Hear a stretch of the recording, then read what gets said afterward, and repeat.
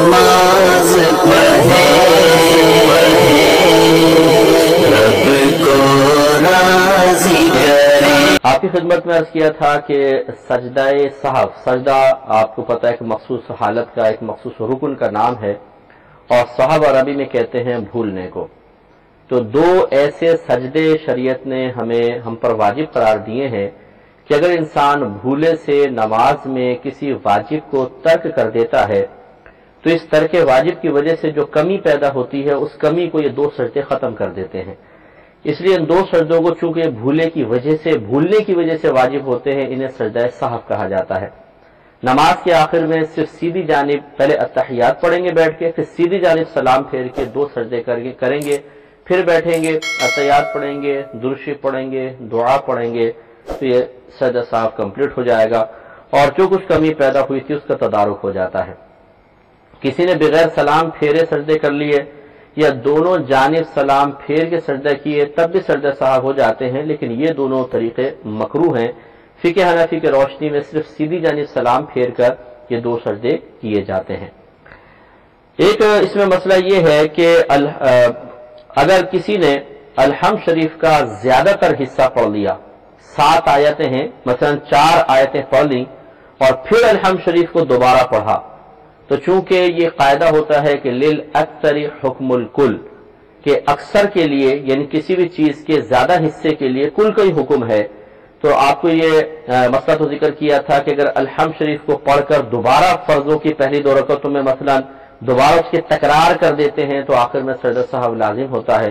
तो किसी ने अगर अलहम्द शरीफ की 4 आयात कम अज कम पढ़ ली तो ये अक्सर हिस्सा पढ़ लिया और अक्सर हिस्से के लिए कुल का ही हुक्म होता है, लिल अक्सरी हुक्मुल कुल, अक्सर के लिए कुल का हुक्म है, लिहाजा गोया कि उसने ज्यादा हिस्सा पढ़ लिया है। और फिर दोबारा जब वो अलहम्द शरीफ पढ़ेगा तो ये दोबारा अलहम्द शरीफ पढ़ना कहलाएगा और 2 बार अलहम्द शरीफ पढ़ने पर सजदा सहव होता है, लिहाजा आखिर में सजदा सहव करना होगा। अलहम्द और सूरत के दरमियान किसी अजनबी का फासिल ना होना, मतलब कहने का यह है कि अलहम्द और सूरत के दरमियान कोई ऐसा कोई फेल ना करें कि जो अजनबी कहलाए, जो नमाज से जिसका ताल्लुक ना हो। मिसाल के तौर पे आपने अलहम्द खत्म की और आमीन कहा, तो ये तो कोई अजनबी शय नहीं है, अलहम्द के बाद आमीन कहना सुन्नत है। फिर आपने सूरत से पहले बिस्मिल्लाहिर्रहमानिर्रहीम पढ़ी, ये भी कोई अजनबी चीज नहीं है बल्कि इसका ताल्लुक सूरत के साथ है। लेकिन अगर यूं हुआ कि अलहम्द शरीफ पढ़ने के बाद कोई शख्स खामोश खड़ा रहा, जैसे बाद वक़्त हमें सूरत याद नहीं रहती, कौन सी पढ़ूं भूल गए, और इसमें कम अज कम 3 बार सुबहान अल्लाह की मिकदार वक्फा हो गया, जैसे नॉर्मल अंदाज से सुबहान अल्लाह सुबहान अल्लाह सुबहान अल्लाह अगर हम कहें तो जितनी देर इन 3 बार सुबहान अल्लाह कहने में सर्फ हुई, अगर इतनी देर कोई खामोश खड़ा रहा और फिर उसने सूरत शुरू की तो बस ये दरमियान का जो वक्फा है ये फसल बिल अजनबी कहलाता है कि इसका ताल्लुक ना अलहम्द से है, ना इसका ताल्लुक सूरत से है, ना इसका ताल्लुक नमाज से है, ये तो दरमियान में एक इजाफी चीज आ गई। तो इसकी वजह से फिर आखिर में सजदाए सहव होगा। इसी तरीके से और ये लिखा है फुकहा ने कि आमीन ताबिए अलहम्द है और बिस्मिल्लाह ताबिए सूरत, ये अजनबी नहीं है। जैसे मैंने भी आपको बताया कि इनको अजनबी नहीं कहेंगे क्योंकि आमीन अलहम्द शरीफ के ताबे कहलाता है और बिस्मिल्लाहिर्रहमानिर्रहीम ये सूरत के ताबे कहलाती है। इसके अलावा कोई और काम करेंगे तो फसल बिल अजनबी है। क़िराअत के बाद मुत्तसिलन रुकू करना ये भी वाजिब है, चुनांचे इसमें अगर ताखिर हुई, मिसाल के तौर पे किसने अलहम्द पढ़ी फिर सूरत पढ़ी और रुकू में जाने से पहले फिर उसी तरह 3 बार सुभान अल्लाह की मिकदार खामोश खड़ा रहा तो इसका सजदा सहव लाजिम हो जाएगा। लिहाजा जैसी सूरत खत्म हो मुत्तसिलन रुकू करना चाहिए। इसके बाद याद रखें कि एक सजदे के बाद दूसरा सजदा इस तरह होना कि इनके दरमियान भी कोई फासला ना हो। मिसाल के तौर पे एक सजदा किया फिर बैठे तो 1 बार सुबहान अल्लाह की मिकदार ठहरना चाहिए, इसको जलसा कहते हैं, और फिर अगला सजदा कर देते हैं। लेकिन अगर कोई बैठ गया और उसमें कोई जिक्र इलाही भी नहीं कर रहा, जैसे साबित है कि नबी करीम सल्लल्लाहु अलैहि वसल्लम बाद औक़ात 2 सजदों के दरमियान 3 बार रब्बिग़फिरली रब्बिग़फिरली रब्बिग़फिरली फरमा दिया करते थे। अगर कोई जिक्र इलाही बाकायदा कर रहा है तो थोड़ा सा वक्फा हो सकता है, फिर वो अगला सजदा कर ले। लेकिन यहां सूरत हाल ये हुई कि एक सजदा किया फिर बैठ गए اور جسے بعضوں کو بھولنے کی عادت ہوتی ہے، وہ سمجھتے شاید میں التحیات میں بیٹھ گیا ہوں، پھر جب یاد آیا او ہو ابھی تو دوسرا سجدہ باقی تھا، اور اس سوچنے کے دوران 3 بار سبحان اللہ کا وقفہ ہو گیا، تو بس اس پہ سجدہ سہو لازم ہے، نماز کمپلیٹ کرے آخر میں سجدہ سہو کرے گا۔ ایک مسئلہ اور ذکر کر دیتا ہوں کہ تعدیل ارکان واجب ہے۔ تعدیل ارکان کا مطلب ویسے یہ ہوتا ہے، تعدیل کا مطلب ہوتا ہے اطمینان سے کسی شے کو ادا کرنا، تو تعدیل ارکان کا مطلب ہے ارکان کو یعنی نماز کے تمام رکنوں کو اطمینان کے ساتھ اور آرام سے ادا کرنا۔ لیکن اکثر تعدیل ارکان کا اطلاق جو مخصوص کر دیا جاتا ہے وہ جب آپ رکوع میں ہیں، رکوع سے سیدھے کھڑے ہوتے ہیں تو یہ قومہ کہلاتا ہے، قومہ، اور 2 سجدوں کے درمیان جب آپ بیٹھتے ہیں تو اس کو کہتے ہیں جلسہ۔ تو قومہ اور جلسہ میں کم از کم 1 بار سبحان اللہ کی مقدار ٹھہرنا واجب ہوتا ہے،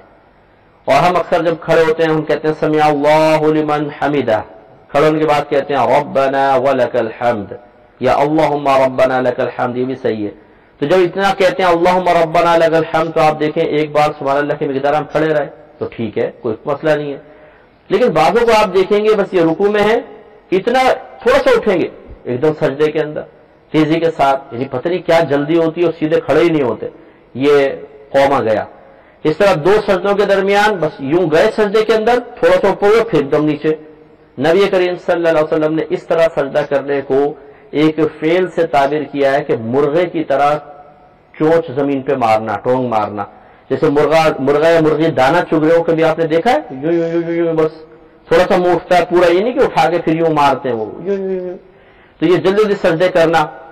تو پتہ نہیں ان کو کیا جلدی ہوتی ہے بعضوں کو، خاص طور پہ میں نے یہ جو مزدور ٹائپ طبقہ ہے نا ان کو خاص طور پہ دیکھا ہے، یہ نماز ماشاءاللہ بڑی پابندی سے پڑھتے ہیں، لیکن کیسی نماز پڑھتے ہیں وہ بھیانک انداز جو ہے وہ اللہ تعالیٰ بس رحم ہی فرمائے کہ اتنی تیزی کے ساتھ ایک تو تکبیر باندھیں گے تو پھر پوری مسجد کا نظارہ کرتے رہیں گے، ادھر ادھر دیکھتے رہیں گے۔ ارے بھائی آپ نماز پڑھ رہے ہو کہ پوری مسجد کے اندر یہ دیکھ رہے ہو کہ گھڑیاں کتنی ہیں اور فانوس کتنے لگے ہوئے ہیں، اور اس کے بعد پھر رکوع میں گئے اور بس تھوڑا سا اٹھے فوراً سجدے میں، پھر ٹھک ٹھک ٹھک پھر اگلے رکعت۔ ابھی ہماری الحمد شریف اور سورت ختم نہیں ہوتی وہ سلام پھیر کے وہ گیا چادر اٹھا کے، ارے بھائی اتنی جلدی۔ تو اس قسم کی جو نماز ہے تو ویسی منہ پہ مار دی جاتی ہے۔ نبی کریم صلی اللہ علیہ وسلم نے فرمایا کہ بندہ 60 برس تک نماز پڑھتا ہے لیکن اس کی ایک بھی نماز اللہ تعالیٰ کی بارگاہ میں مقبول نہیں ہوتی۔ صحابہ کرام علیہم رضوان نے پوچھا یا رسول اللہ صلی اللہ علیہ وسلم وہ کیوں؟ تو فرمایا کہ اگر رکوع صحیح کرتا ہے تو سجدہ غلط کر دیتا ہے، اور سجدہ صحیح کرتا ہے تو رکوع غلط کر دیتا ہے۔ سرکار صلی اللہ علیہ وسلم ایک دفعہ مسجد نبوی میں جلوہ افروز تھے، ایک صحابی آئے اعرابی اور اسی طرح تیزی سے نماز ادا کی، پھر سرکار کے پاس آیا سلام کیا، سرکار نے جواب دیا، فرمایا کہ جا کے نماز پڑھو، تم نے نماز نہیں پڑھی۔ انہوں نے کہا ٹھیک ہے، پھر نماز پڑھی، پھر آئے سلام کیا، سرکار نے وعلیکم السلام کہا، فرمایا جاؤ نماز پڑھو، تم نے نماز نہیں پڑھی۔ پھر پڑھ کر آئے، پھر سلام کیا، سرکار نے جواب دیا، فرمایا جاؤ نماز پڑھو، تم نے نماز نہیں پڑھی۔ رسول اللہ مجھے تو سمجھ میں نہیں آ رہا میں کیسے نماز پڑھوں، آپ مجھے نماز پڑھنا سکھائیے۔ تو پھر سرکار نے سکھایا کہ تم اطمینان سے تکبیر لگاؤ، سورت پڑھو، الحمد پڑھو، سورت پڑھو، پھر اطمینان سے رکوع کرو، پھر مکمل طور پہ کھڑے ہو، پھر اس کے بعد سجدہ کرو، پھر سجدے کے درمیان مکمل طور پہ بیٹھو، پھر اگلا سجدہ کرو۔ گویا کہ وہ صحابی تعدیل ارکان ترک کر رہے تھے، تو 3 دفعہ سرکار نے 2 دفعہ نماز کو دہرانے کا حکم دیا، اور شارحین فرماتے اس لیے کہ اگر سرکار پہلی مرتبہ یہ بتا دیتے تو شاید ان کو یہ واقعہ پوری زندگی یاد نہ رہتا۔ 3 دفعہ کی مشقت کے بعد جب سرکار نے بتایا ہے تو اب یہ واقعہ ان کو ساری زندگی یاد رہے گا اور پھر دوبارہ وہ غلطی نہیں کریں گے۔ تو اس لیے اور اس میں پھر سرکار نے بھی سمجھا دیا کہ اگر اس طرح نماز ادا کریں گے تو نماز نہیں ہوگی، یا اگر ہوئی تو وہ نامکمل ہوگی۔ جیسے احناف کے نزدیک یہاں پر تعدیل ارکان کے ترک پر نماز کی نفی سرکار نہیں فرما رہے تھے بلکہ کمال کی نفی کرنا مقصود ہے۔ لہذا اگر کوئی بیچارہ جیسے میں بتا رہا ہوں کہ مزدور ٹائپ طبقہ ہوتا ہے، تیزی کے ساتھ رکوع سجود کر کے نماز کمپلیٹ کرتے ہیں تو ان کی فرضیت ادا ہو جاتی ہے، فرض سے بری ذمہ ہو جائیں گے، لیکن ترک واجب کی وجہ سے، کیونکہ یہ تو جان بوجھ کے واجب ترک کر رہے ہیں، بھولے سے کوئی سستی کی وجہ سے تیز سے نماز پڑھ رہے ہیں، تو ان کی نماز واجب العیادہ ہے، ان کو دوبارہ نماز پڑھنی ہوگی، نہیں پڑھیں گے تو میدان معاشر میں پتہ چلے گا کہ جی آپ کی نمازیں تو یہ رکھی ہوئی کیونکہ ان کا آپ نے صحیح طریقے سے ادا نہیں کیا تھا۔ اسی طرح میں اپنی ینگ جنریشن سے گزارش کرتا ہوں، خصوصاً جو اسکول کے بچے ہیں، کالج کے ہیں، یونیورسٹی کے ہیں، ان کو نامعلوم کیوں اتنی تیزی اور جلد بازی ہوتی ہے کہ تیز تیز رکوع سجود کریں گے، اتنا تیز تیز تیز سے مقابلہ کریں گے، تم پہلے ختم کرتے ہو میں کرتا ہوں، اگرچہ ایگریمنٹ نہیں ہوتا، کوئی کمٹمنٹ نہیں ہوئی ہوتی، یا کوئی مطلب مشروط نہیں کیا گیا ہوتا، کوئی انعام کا ذکر تو نہیں ہوتا، لیکن دوسرے کی آنکھوں میں آنکھیں ڈال کر اور پھر جو شروع ہوتے ہیں اتنی تیزی کے ساتھ کہ نہ رکوع صحیح نہ سجدہ صحیح۔